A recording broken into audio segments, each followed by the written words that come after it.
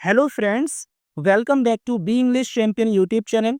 आज एक बार फिर मैं आपके बीच एक और शॉर्ट मॉरल स्टोरी के साथ हाजिर हूँ। और आज जो स्टोरी हम रीड करने वाले हैं बहुत ही अच्छी और बहुत ही संवेदनशील स्टोरी है। इस स्टोरी के थ्रू हम इम्प्रूव करेंगे अपने इंग्लिश रीडिंग स्किल्स और इंग्लिश ग्रामर के कॉन्सेप्ट्स को।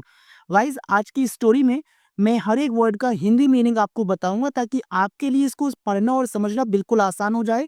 आप कभी भी कोई बुक पढ़े तो हर एक सेंटेंस का सेंस अच्छे से पहचान पाए कि कैसे बात की गई है।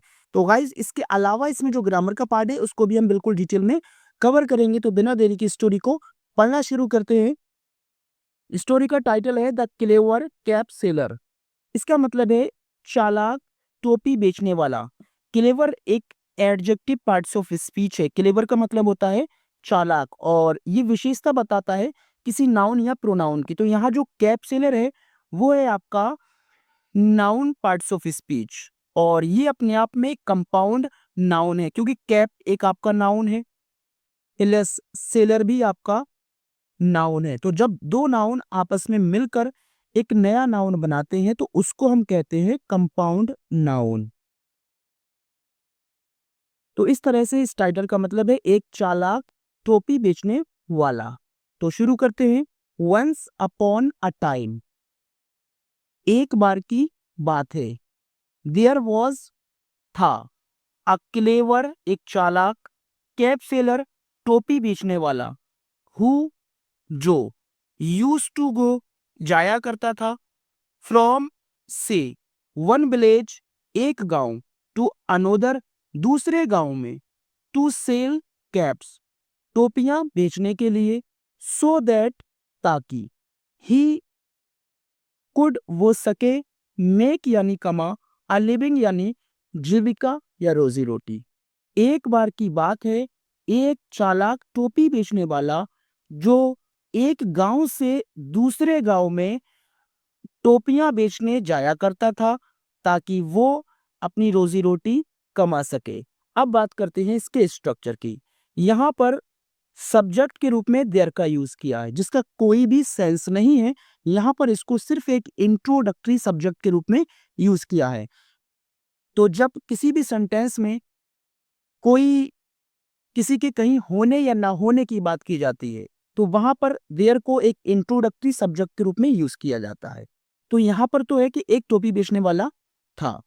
हु एक रिलेटिव प्रोनाउन है जो कैप सेलर के लिए ही यूज किया है और सब्जेक्ट के रूप में यूज किया गया। यूज टू गो, इसका मतलब होता है पास्ट में होने वाले कामों को दिखाना।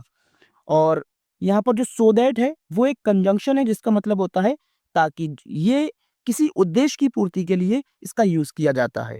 और कुड कैन का पास्ट फॉर्म है जो कि एक मॉडल वर्ब है। तो आगे देखते हैं।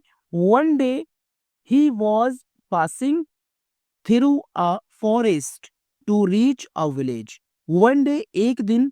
ही वॉज, वो था। पासिंग यानी गुजर रहा। थ्रू, में से। अ फॉरेस्ट, एक जंगल। टू रीच, पहुंचने के लिए। अ विलेज, एक गांव में। एक दिन वो एक गांव में पहुंचने के लिए एक जंगल से गुजर रहा था। यहां पर बात करते हैं थ्रू की। थ्रू एक प्रेपोजिशन होता है जो तब यूज किया जाता है जब कोई बंद जगह होती है और इसके अंदर से जब गुजरा जाता है। तो इसका मतलब है जंगल जो है वो घना था और इसके अंदर से वो गुजर रहा था। तो इसीलिए में से की मीनिंग यहाँ थ्रू आई है। इट वॉज नून, यानी दोपहर का समय था। इट वॉज नून समय को दिखाने के लिए इंट्रोडक्टरी सब्जेक्ट के रूप में इट का यूज किया जाता है। इट वॉज नून, दोपहर का समय था। एंड, और। ही, उसने। फेल्ड टायर्ड यानी थकान महसूस की। सो, इसलिए। ही यानी वो। सेट डाउन, नीचे बैठ गया। अंडर, नीचे। अ ट्री, एक पेड़ के। टू टेक रेस्ट, आराम करने के लिए। इसलिए वो आराम करने के लिए एक पेड़ के नीचे बैठ गया। सेट डाउन का मतलब है जमीन पर बैठना, नीचे। और अंडर अ ट्री का मतलब है एक पेड़ है और उसके नीचे की बात हो रही है। एज कूल ब्रीज ब्लू, ही सूल फेल एजली। एज, जैसा कि कूल ब्रीज, ठंडी हवा। ब्लू यानी चली। ब्लू जो है वो ब्लो की सेकेंड फॉर्म है। जैसा कि ठंडी हवा चली। ही वो सून जल्दी ही फेल एजलीप यानी सो गया या नींद आ गई। तो सोने के लिए फाल का यूज वर्ब के रूप में करते हैं और यहाँ ये वर्ब की सेकंड फॉर्म है, तो फॉल की सेकंड हो जाती है फेल। फेल एजलीप यानी नींद आ गई और उसको जल्दी ही नींद आ गई। ही woke up after an hour। ही यानी वो, woke up यानी जागा, ये wake up की सेकंड फॉर्म है। आफ्टर बाद में, एन आवर एक घंटे के, वो एक घंटे के बाद में जागा। when he picked his bag of caps to leave, he found that his bag was empty। when जब ही यानी उसने, picked उठाया, his bag of caps यानी अपना टोपियों का बैग, to leave जाने के लिए, he found उसने पाया, ये भी सेकंड फॉर्म है। दैट की his बैग उसका बैग was था empty खाली। जब उसने अपना टोपियों का बैग उठाया जाने के लिए तो उसने पाया कि उसका बैग खाली था। he was puzzled। ही यानी वो, was था, puzzled का मतलब है उलझन में, वो उलझन में था। तो puzzled एक एडजेक्टिव है यहाँ पर जो कि विशेषता बताता है ही की, वो कैसा था, उलझन में था। he looked around and found no one। ही यानी उसने, looked around आसपास देखा, and found no one और किसी को नहीं पाया, यानी वहां कोई नहीं था। उसने आसपास देखा लेकिन वहां कोई नहीं था। Then he looked up and saw a troop of monkeys sitting on different branches with his caps on। Then तब ही उसने looked up यानी ऊपर देखा, and saw और देखा, a troop of monkeys यानी बंदरों का एक समूह या ग्रुप जिसको हम कहते हैं। तो बंदरों के ग्रुप के लिए ट्रूप का यूज किया जाता है, ये एक कलेक्टिव नाउन है। a troop of monkeys यानी बंदरों का ग्रुप, सिटिंग बैठे हुए, ऑन डिफरेंट ब्रांचेस अलग अलग डालियों पर, विद यानी लेकर या साथ में, हिज कैप्स उसकी टोपियों का, ऑन पहने हुए यानी उसकी टोपियों को पहने हुए अलग अलग डालियों पर बैठे हुए उसने बंदरों के ग्रुप को देखा। द कैप सेलर वॉज था, टेंस्ड का मतलब है टेंशन में यानी उलझन में या परेशान। कैप सेलर परेशान था। How should I get my caps back, how कैसे, शुड आई गेट यानी मैं वापस लूं, शुड गेट यानी वापस लूं, माई कैप्स अपनी टोपियों को, बैक यानी वापस, टू गेट बैक यानी वापस लेना, मैं अपनी टोपियों को वापस कैसे लूं। थॉट सोचा, द कैप सेलर टोपी विक्रेता ने। ही उसने, मेड यानी किए, मैनी कई, हैंड गेस्टर्स यानी हाथ के इशारे, आस्किंग फॉर मांगने के लिए, हिज कैप्स अपनी टोपियों को, बैक वापस, उसने अपनी टोपियों को वापस मांगने के लिए हाथ से कई इशारे किए। आस्किंग फॉर एक फ्रेजल वर्ब है जिसका मतलब होता है मांगना। द मंकीज बंदर, डिड नॉट अंडरस्टैंड नहीं समझे, देम उनको, बंदर उनको नहीं समझे, किनको, जो उसने हाथ से इशारे किए। They only imitated the actions of the cap seller, they उन्होंने, ओनली सिर्फ, इमिटेटेड नकल की, इमिटेशन का मतलब होता है नकल और इमिटेटेड ये वर्ब की सेकंड फॉर्म है, नकल की, द एक्शन काम की, ऑफ द कैप सेलर यानी जो टोपी विक्रेता ने जो एक्शन किए, जो इशारे किए, उन सभी इशारों की नकल की।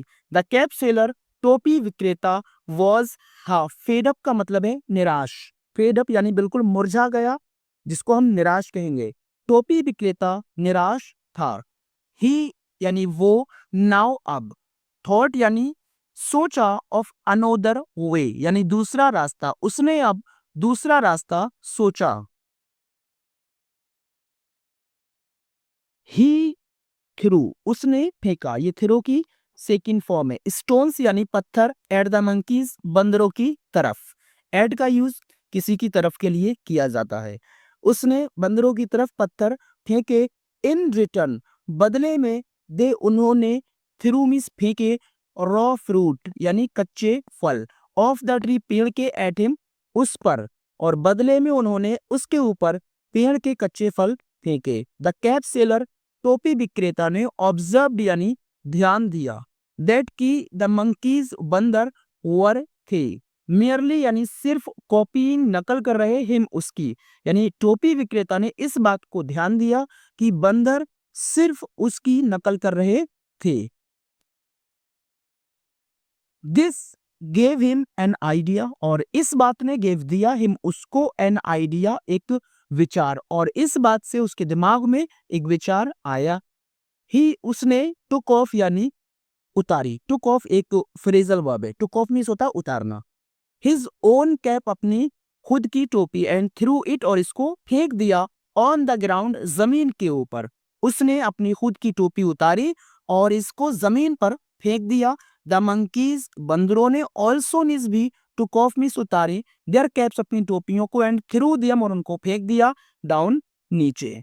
The cap seller collected the caps as quickly as he could and put them in his bag. The cap seller यानी टोपी विक्रेता ने कलेक्टेड इकट्ठा किया, द कैप्स, टोपियों को, एज क्विकली, इतनी जल्दी से, एज जितना जल्दी ही कुड वो कर सका, एंड पुट देम, और उनको रख लिया, इन हिज बैग, अपने बैग में।